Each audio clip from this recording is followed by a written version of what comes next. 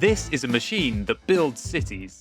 That's right, entire cities. I love building in Minecraft, but I've never really found the time to build a city. Until now. All of this took just 3 hours to build. Okay, well, and the month it took me to build the machine. Whilst we probably can't make something that builds to the level of detail that a player can, the goal is to have a machine that can build an interesting looking city, not just a bunch of grey rectangles. That means it needs to build a variety of different designs, have unique floors, such as a ground floor, and roofs, have a variety of heights, and a variety of placements including rotation.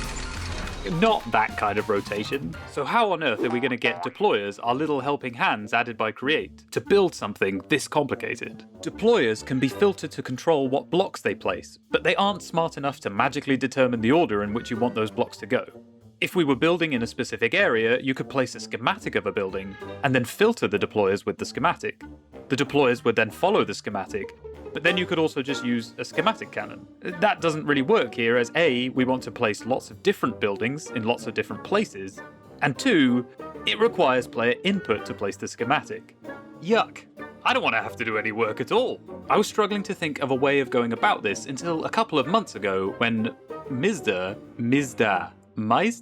I don't think I'm saying that right, but they released this video in which they built a tunnel builder which uses Create's package system to send blocks to deployers in a super interesting way. I saw this video and thought, well, isn't a skyscraper just like a vertical tunnel?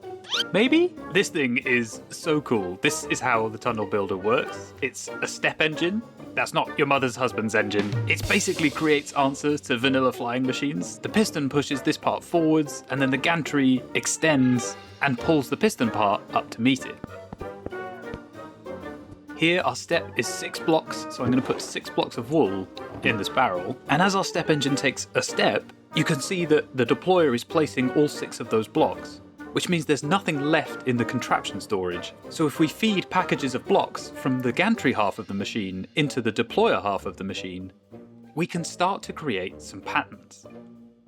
But can we turn this step engine on its head, move it around, and use it to print buildings? Well, not this one because it's upside down, but I started designing a vertical step engine and attached it to a 3-axis printer, but then I realised it's just occurred to me that the advantage of the step engine is that it can work over really long distances, ideal for building tunnels. But our city buildings are within a defined range, we know their max height, so we don't actually need the step engine. I can just apply the same principle of stepping to deployers attached to this y-axis gantry and make those steps using a sequence gear shift. That would be much, much easier. Damn it. I really wanted to use the step engine because it looks so cool.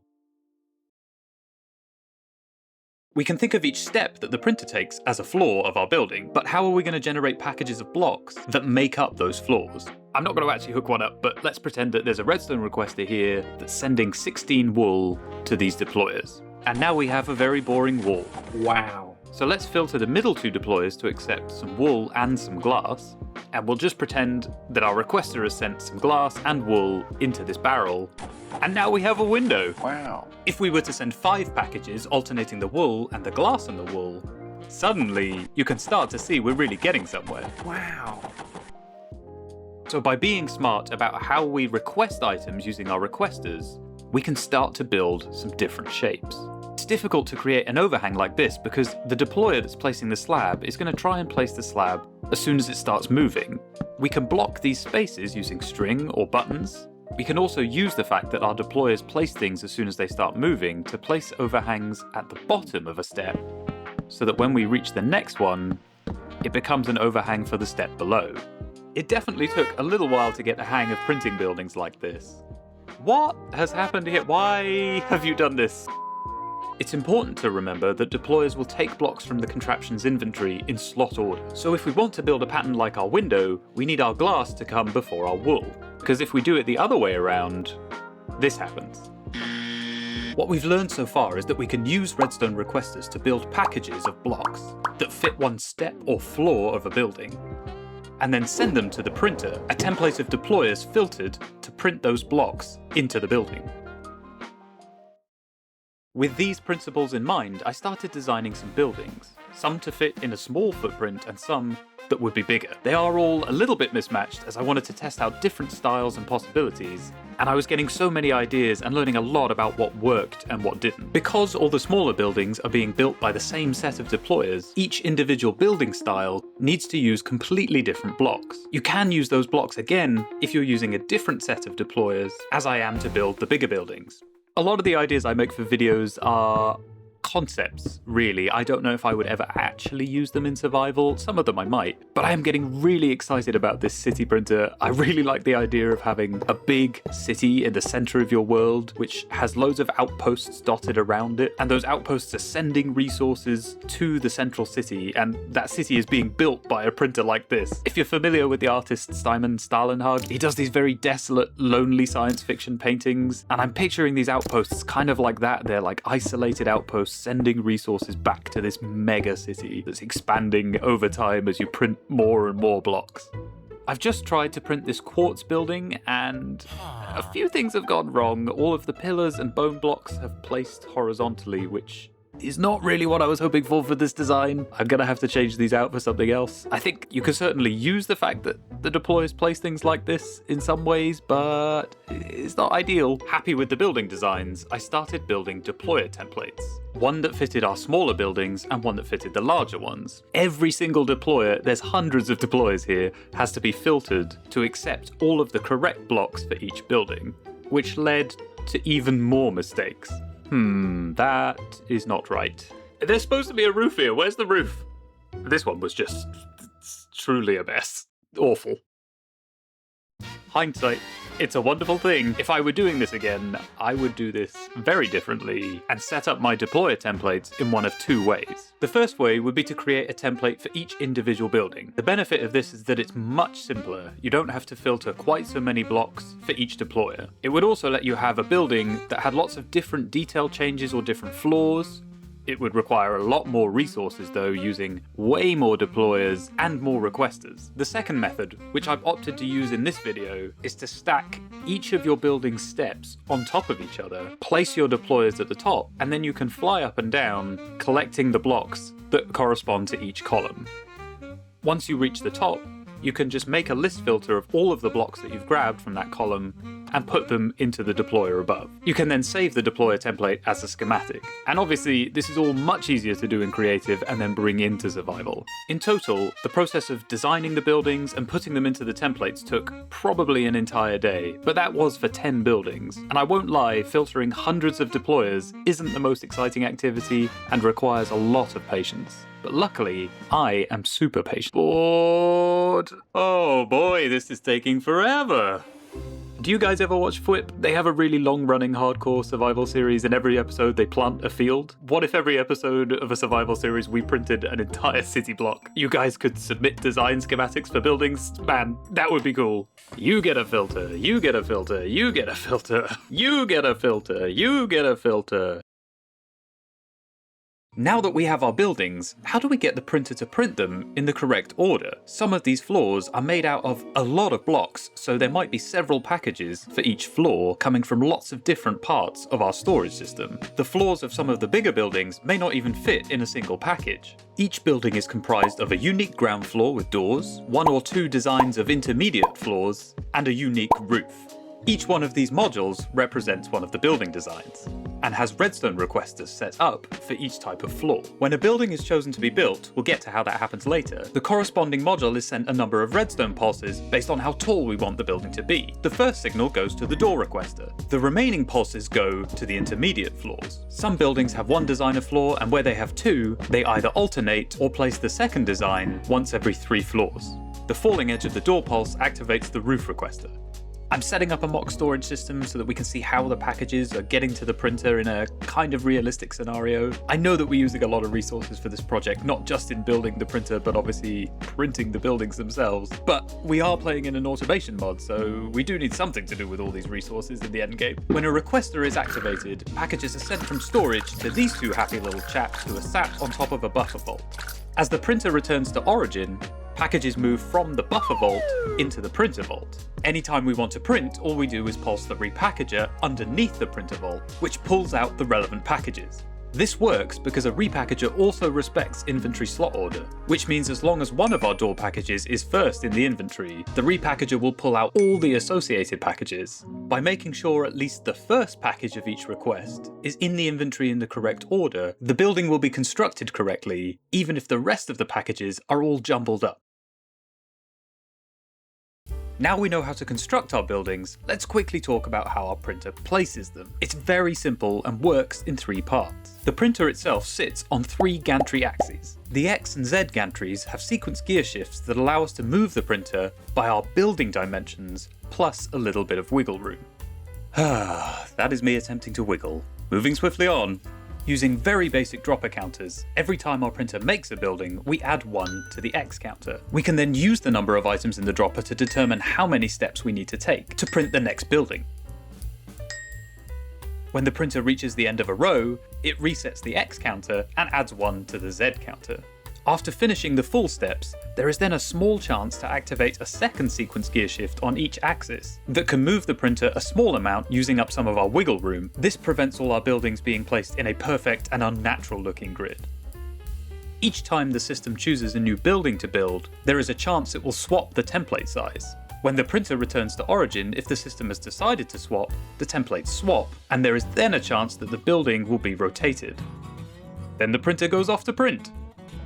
All those parts make up the chaos that is the redstone behind me. It looks very confusing, but that is because I am very bad at thinking ahead and have just been chucking things down willy-nilly. For the most part, it's just a lot of vanilla randomizers. This is the main randomizer I'm using. Every time we pulse the dropper, it pushes an item into the hopper, which is read by the comparator. By placing different amounts of stackable and non-stackable items inside the dropper, we can change the odds of our signal reaching the receiver. I'm using a lot of vanilla redstone so that the redstoners will accept me as one of their own and not notice all of the OP create bits.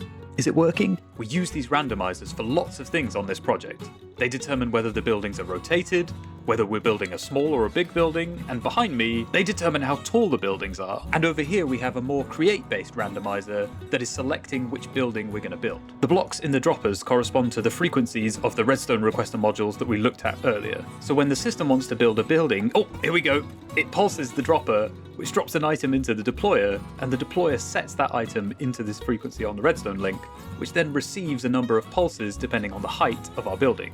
It feels like I've been waffling on for an awfully long time now, so why don't we try printing something? The packages are going in, and we're on the move! Oh, it's working! Oh man, that's cool.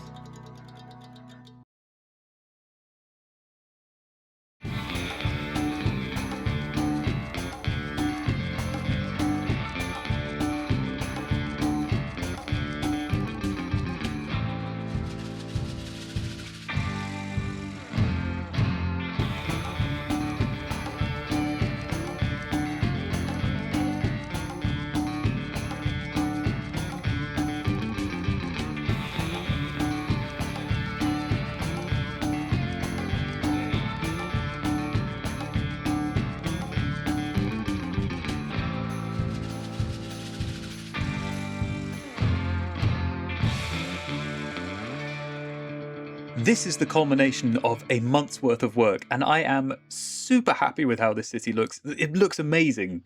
Let's go down to the ground level just to get like a sense of scale of this thing.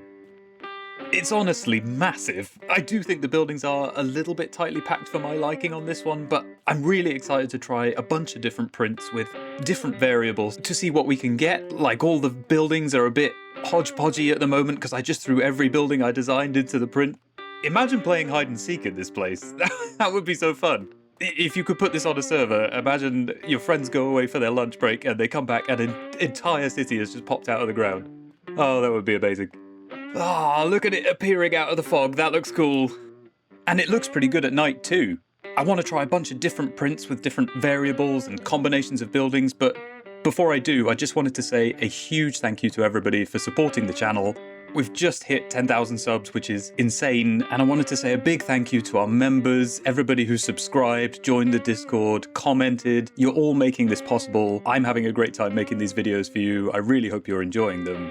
Obviously, I'll be putting up a world download for this so you can take a look at the printer, and I have made the code this time nice and easy. In fact, it's been on the screen while I've been talking to you this whole time.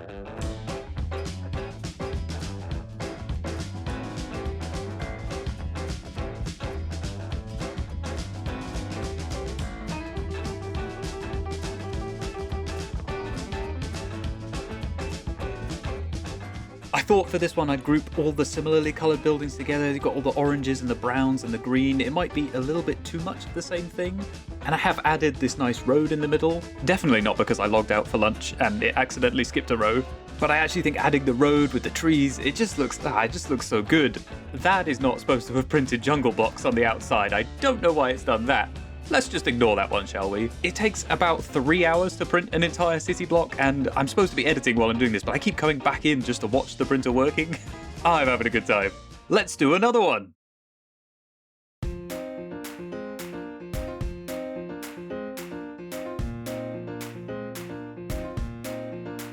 Another day, another print. I've just tried grouping together all of the lighter stone buildings. I've also played around with increasing the step size, particularly on the y-axis, so you've got room to put roads in between all of these buildings. And I've increased the wiggle room so that we've got much bigger gaps between all the buildings. You've got a lot more room to put decorations, little side alleys.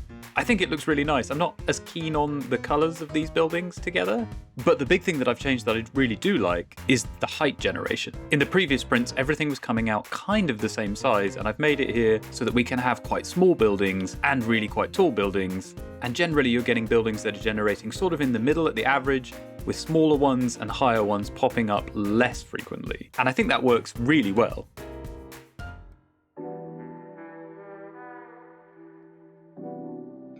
This is the final city block that I'm going to print for this video, and you might notice that I'm standing in a very big empty space. And that's because I've got the printer to skip some of the building space. It just adds an extra 1 to the X counter and so skips a building spot. Here it's actually skipped 2. And I think these make great places for the player to come along and build additional unique features. Obviously you can go around and retexture some of these buildings, but here we could come and build a nice park. You could connect up through here, maybe a little canal going through some of the buildings. Now, whilst these cities are pretty big, these are just one block, and you could pick up the printer and move it around as a contraption and print more blocks. I think there's a few issues that come with that, so we're going to save that for another video. Overall, I think having way more variety in the heights of the building and in the spacing, and adding some of these gaps here and there, this is really making this feel really nice. And I think once it's all decorated with roads and trees and, dare I say it, interiors, you best believe I'm not doing interiors for all of these buildings. I am so happy with how this project has come out. I'm really excited to see if anybody else